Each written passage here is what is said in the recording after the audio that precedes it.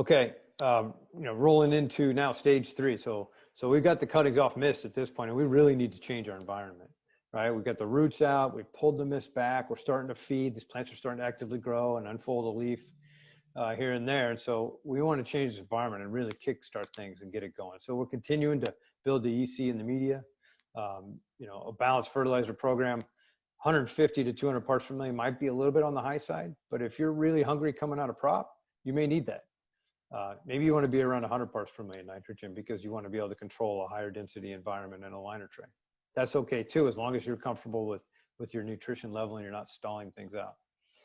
You do need to maintain your disease control, treat for fungus gnats, and if any whiteflies are around and your sticky cards, you want to be sure. It's a great time to do that in prop before you start to space things out, right, when you've got a higher density.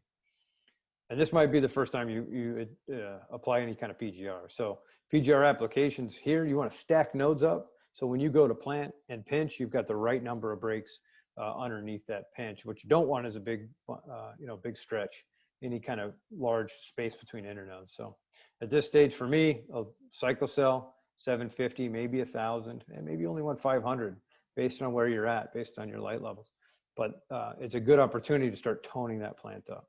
And then for me, this is the best way to create a really nice liner or really get the product kick-started after propagation.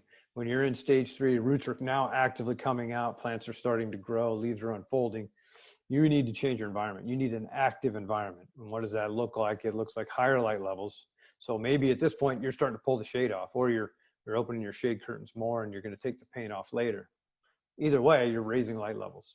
You're also increasing fertility. At the same time, if possible, you're pulling temperatures down, you're moving more air through that compartment, or you're opening those vents to allow for more air exchange, and you're trying to reduce humidity so you can get better transpiration, move more water through that plant, and keep things active. Fungus gnats can be problematic, right? Still, they can be munching around, girdling cuttings if you're keeping your media a little too moist.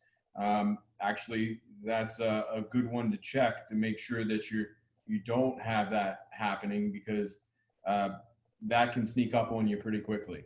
Whitefly is now your primary pest. Make sure you're scouting continuously for this, developing a monitoring program, and having sticky cards out there just to make sure you don't have adults going around. You can also have Pythium and Rhizoctonia can start developing in this stage as you have you're starting to dry down the media a little bit more. I mean, this is occurring during the summer. So, your targets will probably be your edge of crops where you have a little bit more air ventilation, drying out those. So those are the parts of the crop that I would monitor. And then you have your center of the crop where I would monitor your overwatering situation, right? Depending on how big the crop is, and your area of that crop, your ventilation and your air movement around can really cause some challenges in making sure your media moisture and your irrigation vents are even. So here you're just seeing some examples of some girdling and a little bit of Rhizoctonia coming in. This is what you want to make sure that you kind of avoid at this moment, right? So this is where you want to definitely, as you get into stage 3, think about doing something preventatively that are targeting funguses as well, right? So this right here is stage 3 direct stick is where I see Rhizoctonia, if you haven't prevented it, rearing its head, and can be pretty devastating, especially if we talked earlier about lateral movement of water. Rhizoc can spread pretty quickly in that kind of situation.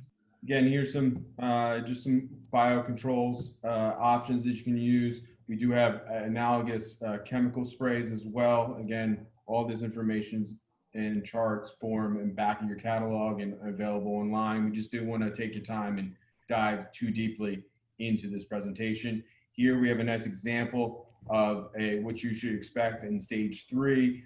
You don't have a root-bound liner here. We're not waiting so long to transplant that we start to have laterals start to move. That can be an issue, especially once you go to pinch. And you have a nice green color. You're not hungry or deficient. Your lower leaves aren't showing that they're using a ton of nitrogen and yellow. One thing on holding liners a little bit too long before planting is that it's hard to keep a liner wet when you get into when you get in, you're in the middle of summer and you've got a ton of roots in there and the plants are starting to grow really actively. I mean, one hard dry down and damaged roots and Pythium's going to start to move in potentially. And so it's really important to get stuff planted on time, I guess.